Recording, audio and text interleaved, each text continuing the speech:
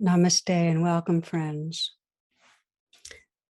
Some years ago, a good buddy went to Asia and spent a few months practicing in two different monasteries and experienced really deep states of inner calm and peace and clarity, real sense of inner freedom. And then he went back to the States for the holidays, spent 5 days with family, and he was astonished at the surges of reactivity. He watched himself, what he described evolutionary regression, you know. And we talked together, and it was not in any way diminishing the power and the value of deep retreat, more just honoring the tenacity of the old patterning that keeps coming up in us that we need to consciously include. The stressful places, we need to include them as an intrinsic part of our spiritual practice.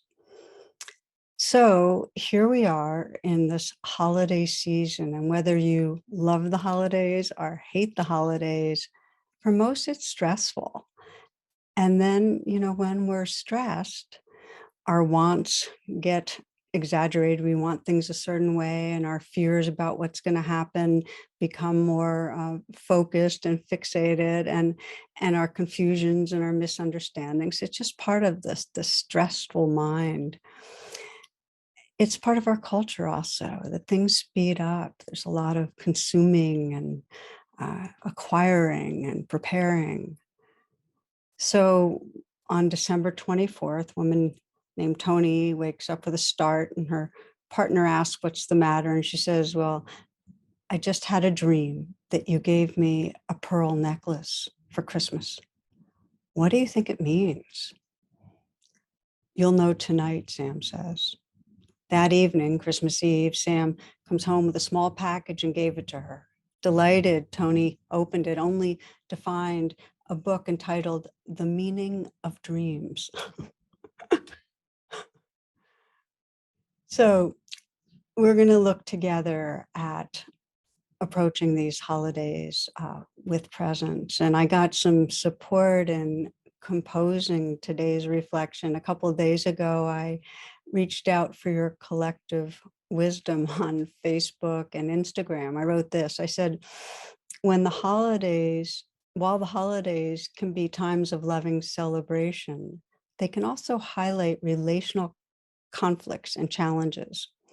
For those who have navigated difficult holidays, either being alone or with others, what has helped you bring more grace and open-heartedness to yourself and others? So it was very rich sharing and deep gratitude, friends who put something on, and you can find it if you're interested. I think you'll find a lot of inspiration there in Who Looks on Facebook or Instagram. So our theme really is how to prepare ourselves, how to prepare our hearts really to navigate the holidays with openness and presence and compassion. It's really how to nourish our caring relationships with our inner life and with others.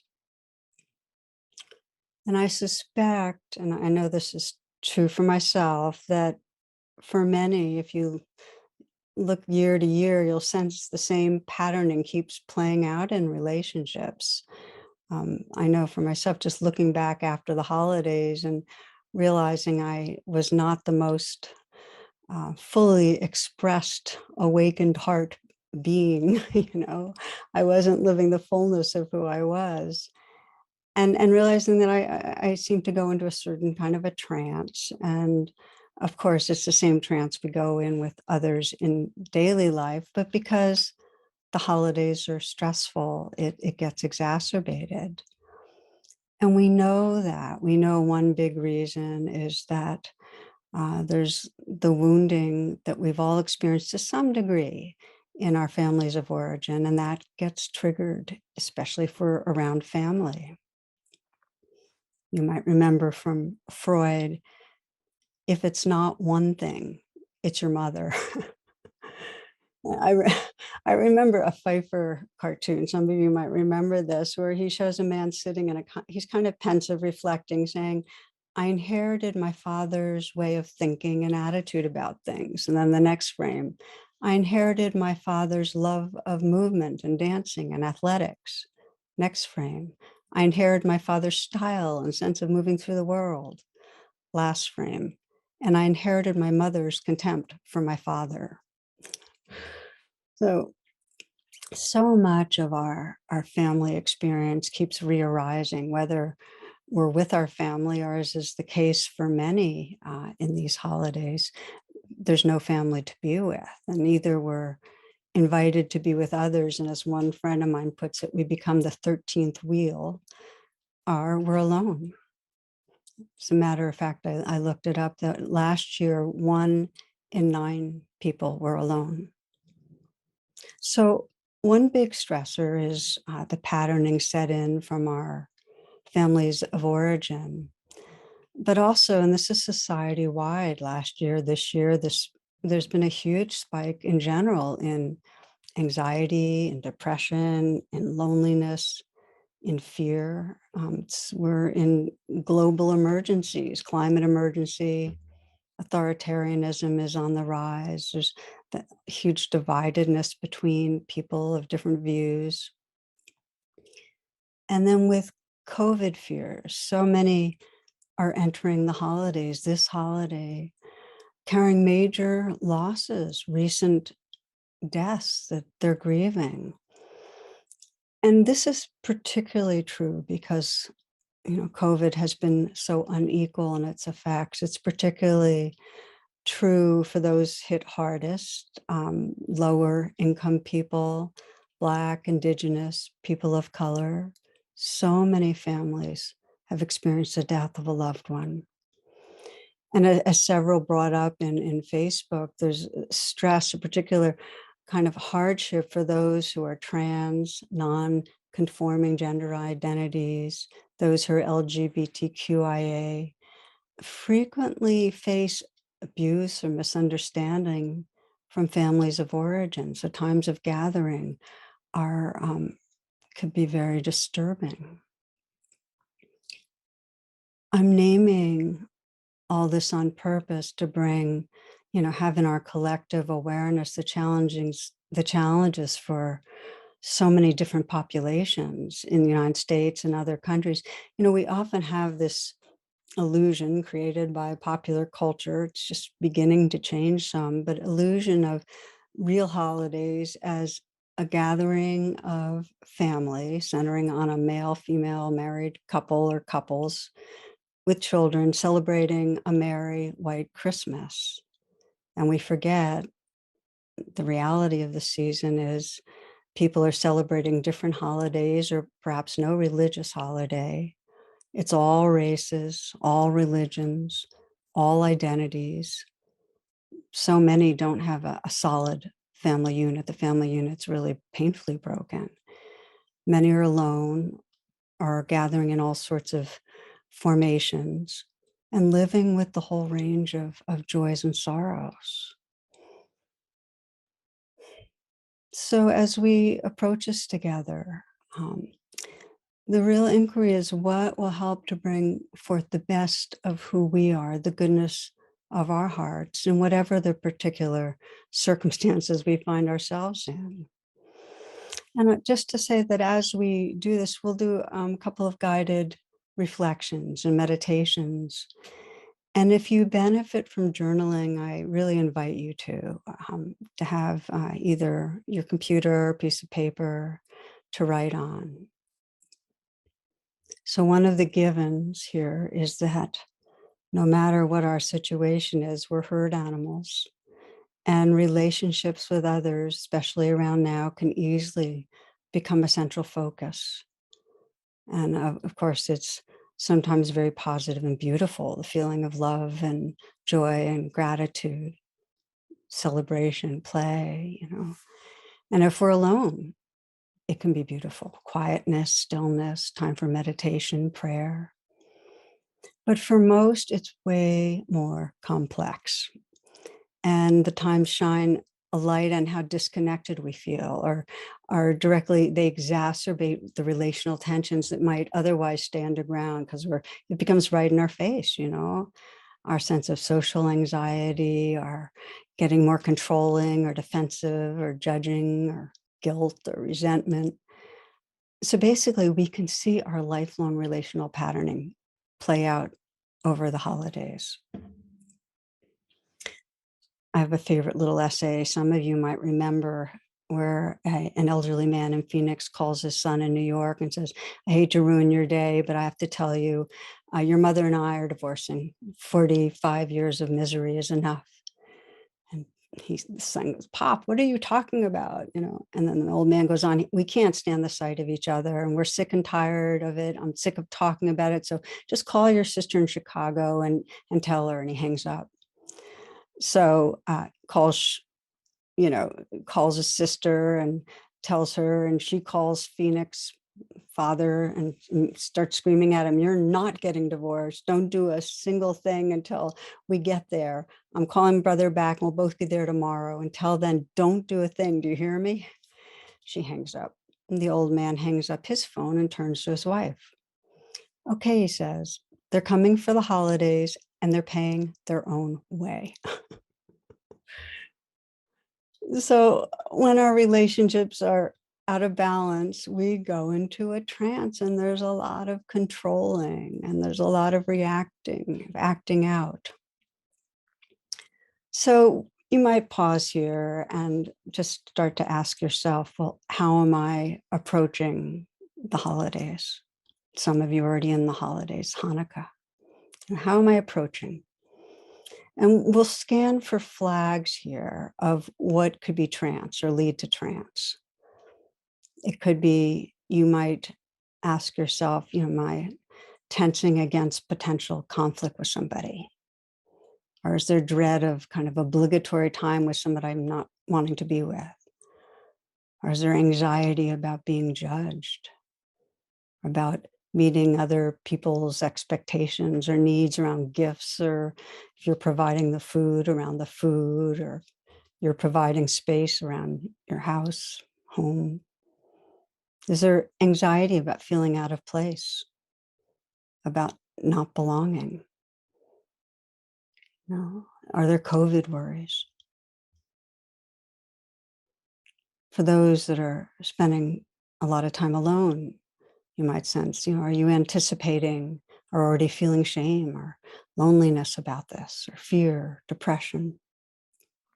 What stories do you create about being alone? So just to reflect for a moment, to ask yourself, how are you approaching this? And listen and sense if there's something that wants to be acknowledged or accepted, some tension in your system about what's ahead that relates to people, whether it's being with them or not being with them.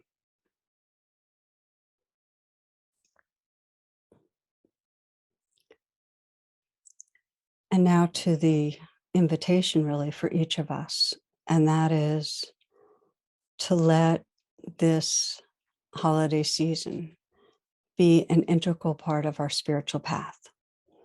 And by that, I mean that regardless of situation, choosing to consider these days as holy days, as days dedicated to sacred relationship, to open-hearted relating with our inner life and with others. Just to sense that, that's the invitation. And to acknowledge the challenge, which is that we all go into trance, or most of us do. We shrink, we become less than our whole selves, and we often operate from a reactive place, a place where we're feeling uh, needy, angry, hurt, uh, overwhelmed. So let's look at the antidote to trance, and we'll do it in a few parts. The first part is setting our intention, which is so powerful. And the second part is actually rehearsing in advance with the challenges. So the beginning of preparing your heart is your intention. Your intention is actually creates the energy that will guide your attention and your actions. So you might reflect again, and this will be a place for journaling also. And that is, take a moment to sense, how do you want to feel when the formal holiday season is over? If you're looking back, how do you want to feel about it? What will matter to you about what unfolds with others and in relating to your inner life?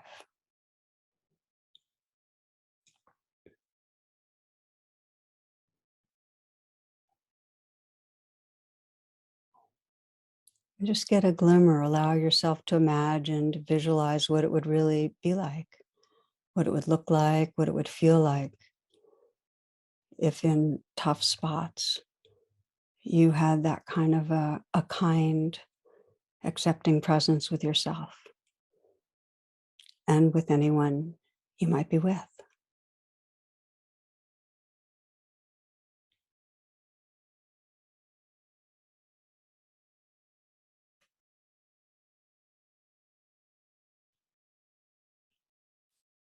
And know that intentions need to be reflected on regularly. So over these next days, you might again and again say, how do I want to feel after? What will matter to me about how I'm relating? And to just visualize, imagine the kind of presence, the kind of communicating that you'd like to see with others and with your own inner life. So that's the first part, setting the intention. The next is to start anticipating, what are the challenges? What are the ways that trance arises? And can you, ahead of time, be able to see that and practice with it? And it helps just to consider in the big picture that um, trance is exacerbated when we enter relational situations with strong unmet needs. I'll say that again. Trance is exacerbated, it's fueled as when we enter our relational situations with unmet needs, strong unmet needs. Unmet needs like regularly not feeling connected or belonging. That's an unmet need. We have a need for connection and belonging, an unmet need for feeling safe. If we regularly don't feel safe, if we regularly don't feel seen or respected, understood, cared about, if those are the feelings that, those are the needs we have that we regularly feel are unmet, then when we go into relational situations, we're going to go more into trance. There's going to be more activity there. And these patterns are set in place in really early relationships, and they get triggered in our group gatherings or when we don't feel included. And what happens when we go in with strong unmet needs, let's say for safety or belonging or acceptance, is that they keep us fixated on ourselves. They keep us hooked on our coping strategies, which are fight, flight, freeze, and appease. And they blind us really to what's really going on with others, including seeing their goodness. Okay, maybe here I'll do a personal sharing because I'm talking broadly about the holiday trance we go in with relationships, and to share my own experience. For many years in a row, the shape of my trance was, I had the kind of hero child uh, archetype in a sense, where I was being in the role of the over responsible one, trying to make everything right, feeling, wanting everybody to feel good and connected, having things go well. And of course, related to that was the over controller, to make it all happen a certain way, all in the service of to feel worthy, because part of my self-worthiness project was to have everything go well with all the people I was with that made me feel good about myself. And what would happen in actuality is I'd go in there with that archetype and the controlling, but there'd be a lot of judging of others because they weren't cooperating with my project. They were obstacles in my worthiness project. They weren't, let's say, getting along or acting in the ways I wanted them to or whatever. And then I'd end up feeling a sense of, in some way, like a bad person because it wasn't working out. So I kept replaying this pattern, and my parents were getting older and older, and I'd go through the holidays and afterwards go, wow, there was where was the real presence and acceptance? I was just being controlling and judging and so on. And I remember in the midst of one holiday, I could feel how stuck I was. And I went out for a walk. And by then I had begun to practice rain.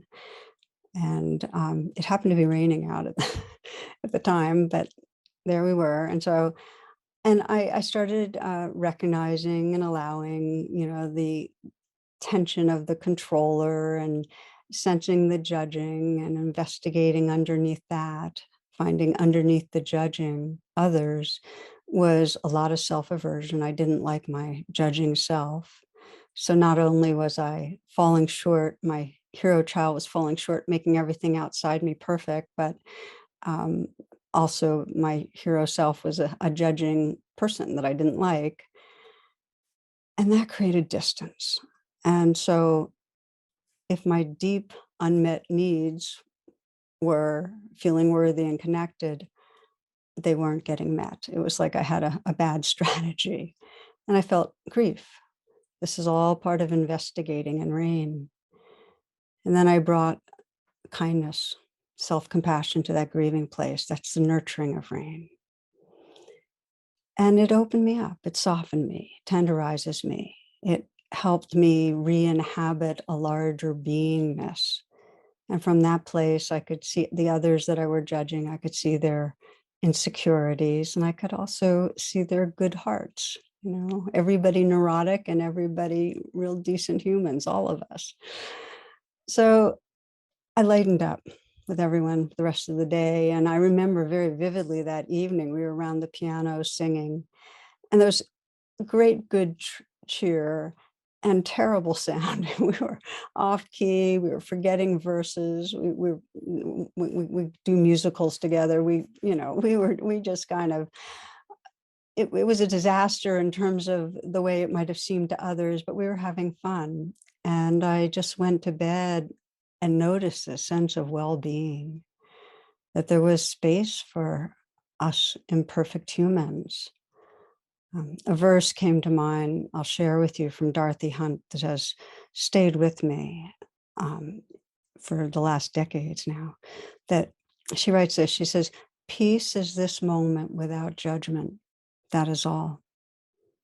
This moment in the heart space where everything that is welcome.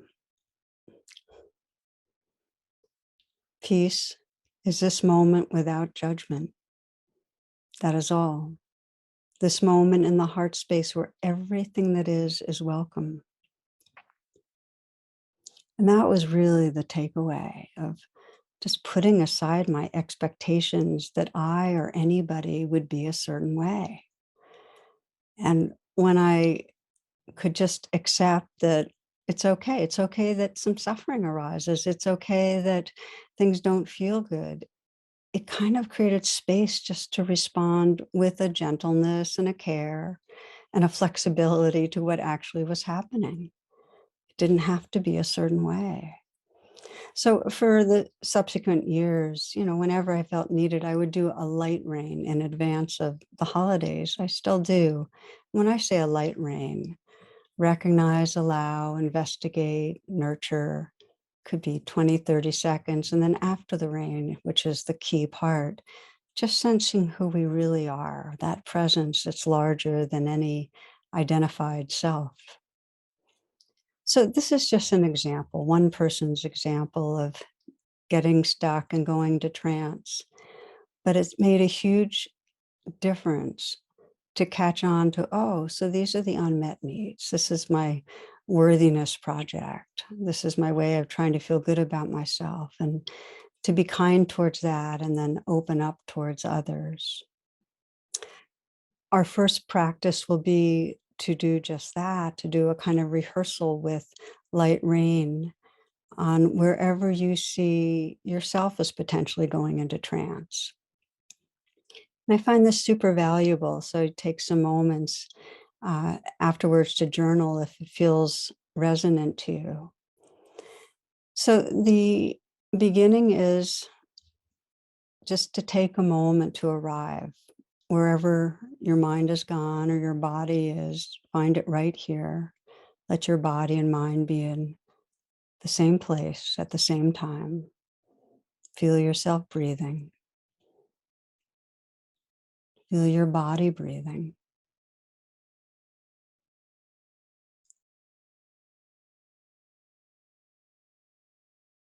And gently begin scanning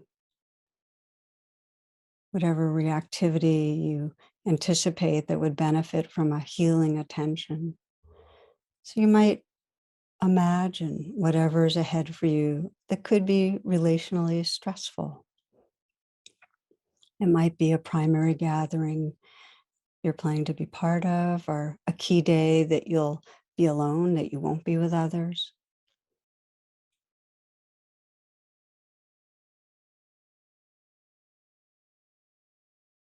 And scan and sense what you most anticipate might trigger you. It might be a certain person and an interaction with them.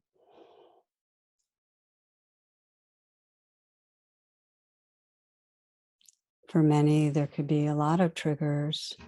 It's fine to just pick one that might bring up anger or hurt, fear.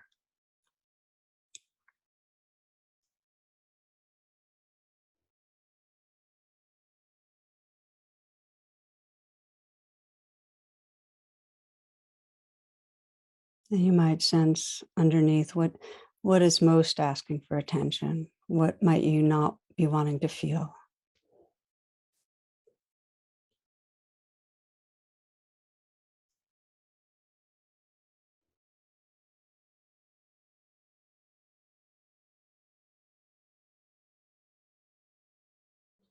So range starts with recognizing whatever strongest emotion you anticipate and imagine. And the A is to allow that to be there. And it's just for now, this is the reality. Let it be here. Okay, there's fear or anger. The I, investigate, is to feel it in your body and breathe with it.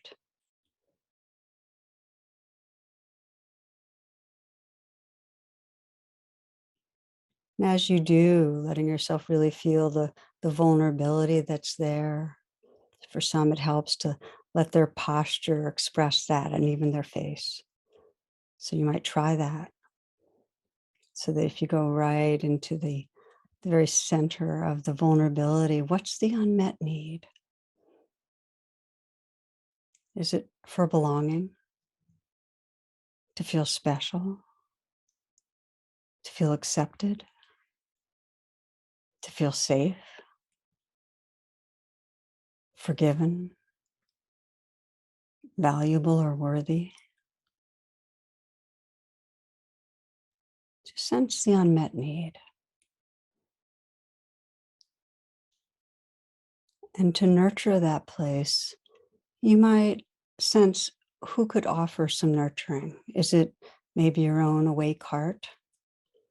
Or perhaps there's another. Maybe you imagine a parent or child or friend that's wise and loving. Maybe you imagine your ancestors. Or maybe you imagine a spiritual figure, or perhaps a formless presence. Just sense some presence, some beingness offering care. And sense what might be offered. Maybe there's an image, maybe it's light, maybe there's warmth. I suggest putting your hand on your heart and letting the offering of nurturing to that place of an unmet need be deepened with touch, just a gentle touch to the heart. And you might sense what message, what reminder will be most helpful for the part that has been reactive.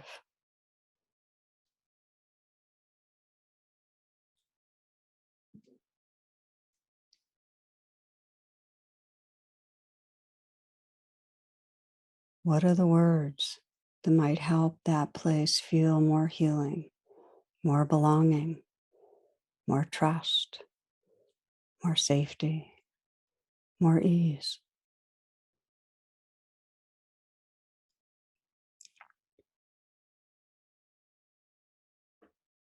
Let in the message, let in the energy, let in the care, and sense the quality of presence that emerges. After the rain are the moments when you really sense the truth of who you are, which has more presence, more space, more kindness. And it's from this place you can, if there is another person involved, bring your attention to them and see more clearly who's there. You might be able to see their unmet needs. What might that person be needing? Is it affirmation in some way of their goodness, of their value? To feel safe or to feel cared for? What's their unmet need?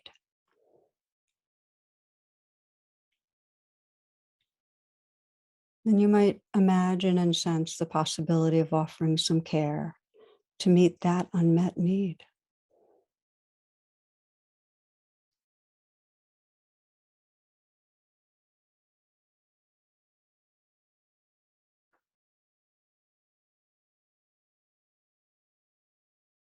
Imagine them more healed.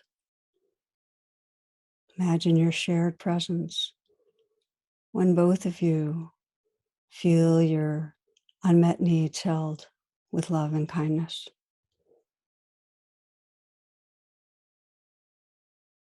Sense the shared presence that's larger than who either of you are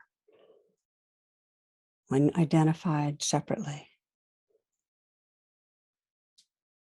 And I invite you to journal whatever you think will be helpful to remember, both your unmet needs and also whatever message you want to remember when you're actually needing to wake up from trance.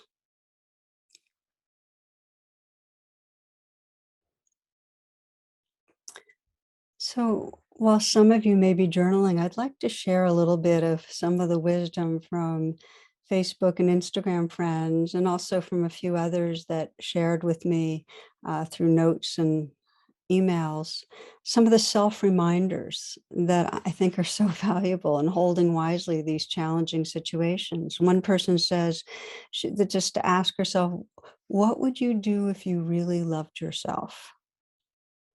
What a powerful question. Another writes, whatever difficult feelings arise during the holidays are so natural, so human. And another, to accept, even more invite all feelings, not judging, but accepting them all. Another says, watching out for the word should in my own thoughts. No one else should be anything.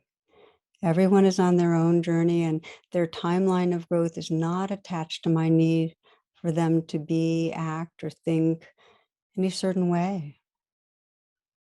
Reminding myself of this when I get annoyed by other people's behavior helps me let go of unreasonable expectations and lets them off the hook for my happiness. Lets them off the hook for my happiness. It's empowering. I try to remember the good that is at the heart of us all, and to remember that we each possess human goodness and vulnerabilities, that everyone is just like me in their wish for health, happiness, and safety. Everyone is just like me. I'm just okay with not being okay during these times, and that has taken the pressure off and helped me enjoy the holidays on my own with memories and deep appreciation. okay with not being okay. That's liberating.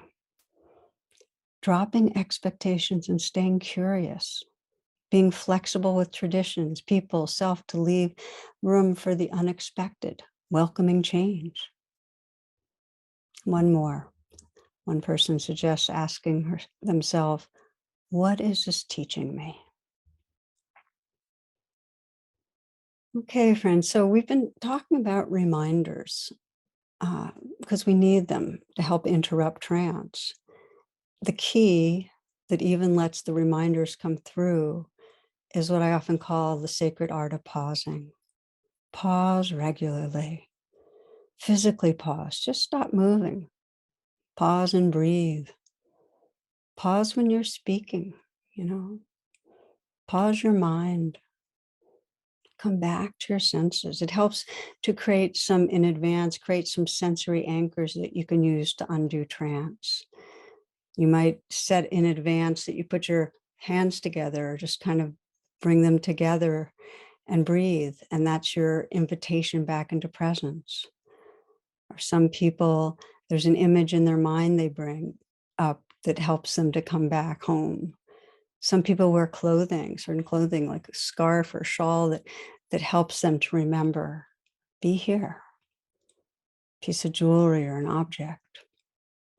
Anchor in the body, feel your body, your feet, your hands. So you can be at the dinner table and there's talk and you get triggered, and in some way, you know, you have a message to remind yourself. You can take a few breaths. You can touch some beads or visualize a space, sacred space. You know, you've got ways to come back. And I invite you to master the mini rain, the light rain. It can be just literally 30 seconds where something comes up and you just recognize it. You name what's going on. Okay, angry, angry. Or this really hurts right now. One friend wrote that. Just name it. I'll let it be there. Breathe with it and offer yourself some kindness. That's it. Sense a larger presence. Very, very powerful.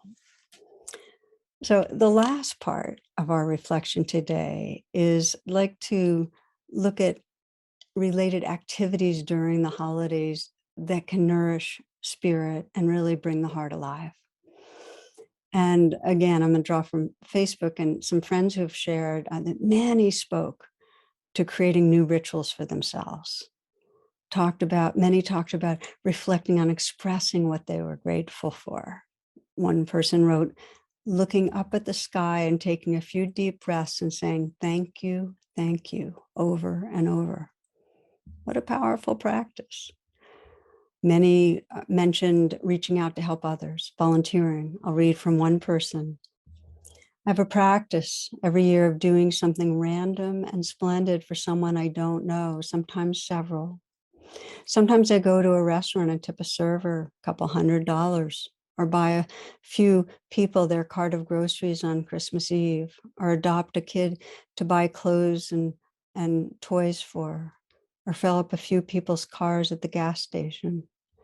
It makes me feel the abundance and blessings in my life.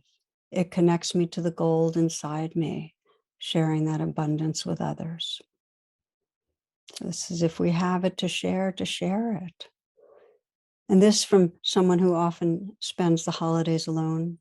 During the holiday season, I try really hard to connect with people I love individually and tell them how much I love them in detail, outlining all the ways they make my life better. It helps to list out people because when I'm lonely, I think nobody loves me. But when I start making a list, putting it on paper, then it's like, oh, look at that. I mean, they wouldn't do that if they didn't care about me.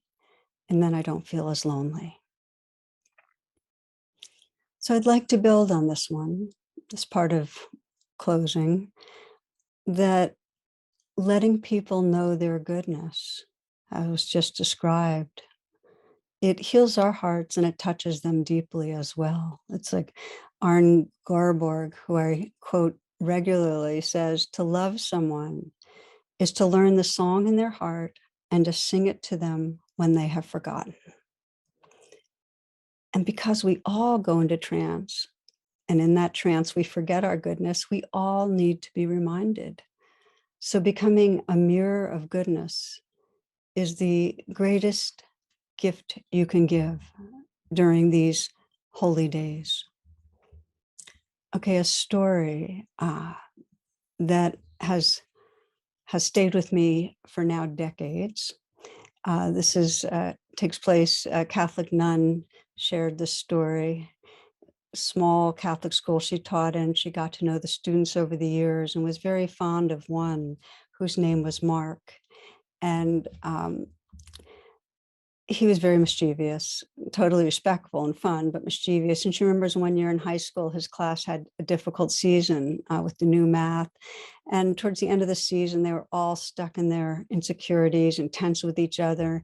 And at one point, she had them put aside their studies and they wrote a list of all the other students on paper.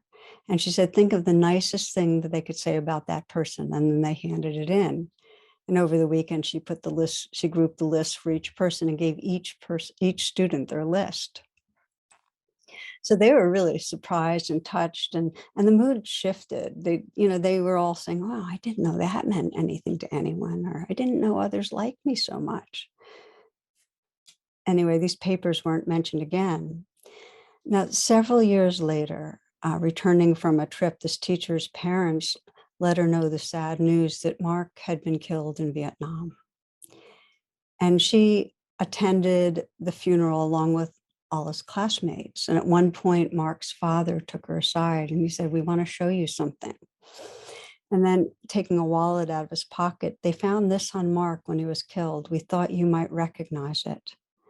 And opening the Belford, he carefully removed two worn pieces of notebook paper that had obviously been taped and folded and refolded many times. And this teacher writes that she knew without looking that the papers were the ones where they listed all the good things each of Mark's classmates, in this case, had said about him. Thank you so much for doing that, Mark's mother said. As you can see, Mark treasured it. Mark's classmates started to gather around them, and one smiled and said, I still have my list. It's in the top drawer of my desk at home. Another said, Chuck asked me to put ours in our wedding album. I have mine too, said another. It's in my diary. And then Vicky, another classmate, reached into her pocketbook, took out her wallet and showed her worn and frazzled list to the group. I carry this with me all the time. I think we all saved our lists. And this teacher says that's when she finally could sit down and cry, because the heart breaks open when we directly let in the goodness of other beings, when we let in the preciousness of life.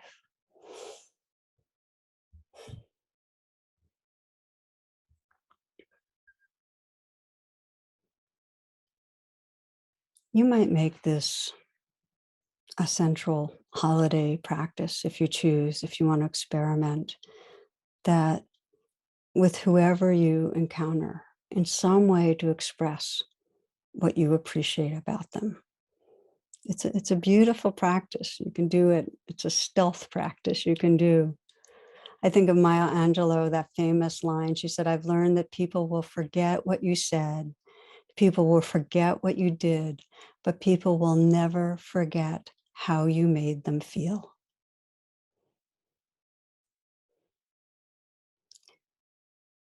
The story I shared about Mark, you could get the sense that part of what makes this remembrance of showing up with our hearts so precious is that we don't know how long we'll have. I remember me at each family gathering with my parents getting older saying, I don't know how long I'll have them around. Please, may I show up with more presents, And I still feel that with every gathering, with everybody I'm with, actually. And we might feel that when we're alone or when we're on retreat. We don't know how many times we'll have this opportunity, this kind of intimacy with our inner life. And this is sometimes described as death as an advisor by one shaman and author, that these moments count, that we're not on our way somewhere else. One of the participants in our teacher training, our meditation teacher training, is a clinical psychologist, and his wife recently died after being diagnosed with a very aggressive cancer. And this man, Sammy, said that his wife had always been an amazing packer. She had this brilliant capacity for fitting everything into whatever box they had. And after getting the diagnosis, they realized she had a very short time, and they both decided that this is the box life is giving them. And they intended to fit into that very short time just what most mattered, loving, really not wasted on anything extra. And I think of it that way, that these holy days are a limited time, life has a limited time. And what if we dedicated to living these days as if they were our last, and dedicated to living with an open heart?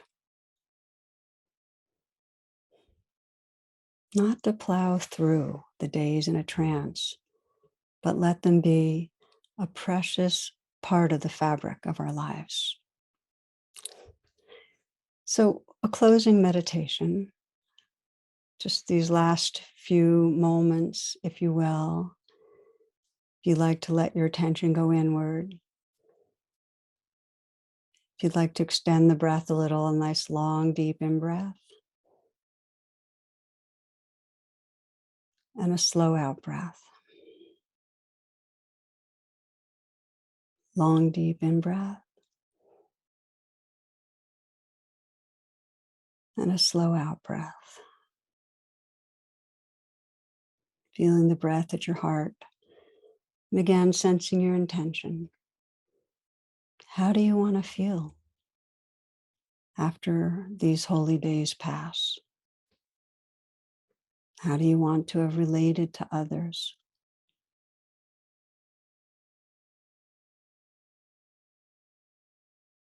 What do you want them to experience with you?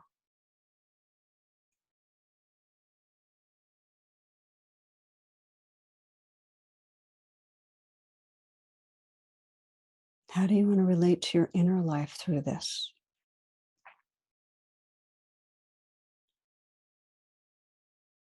And take a moment to imagine your aspiration manifesting, holding your inner life with love, with acceptance, without an expectation or demand that you be a certain way. Unconditional presence.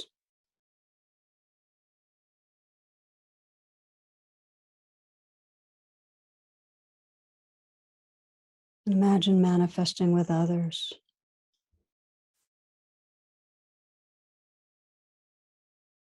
People will forget what you said, forget what you did, but people will never forget how you made them feel.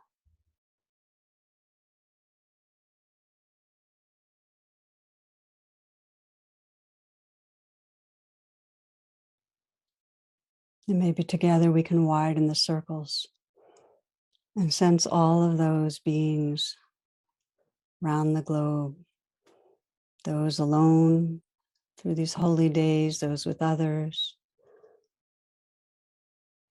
all with the natural needs to feel belonging, safety, love, feeling all the non-human beings, their innate value, preciousness, part of this living web, holding the earth, our mother, in our hearts, all beings in our hearts, and sensing this vast heart space where everything that is welcome.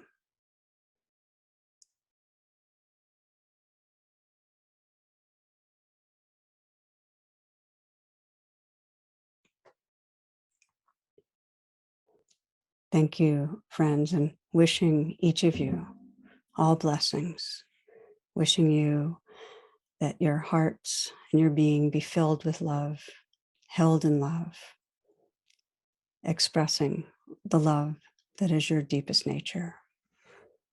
Namaste.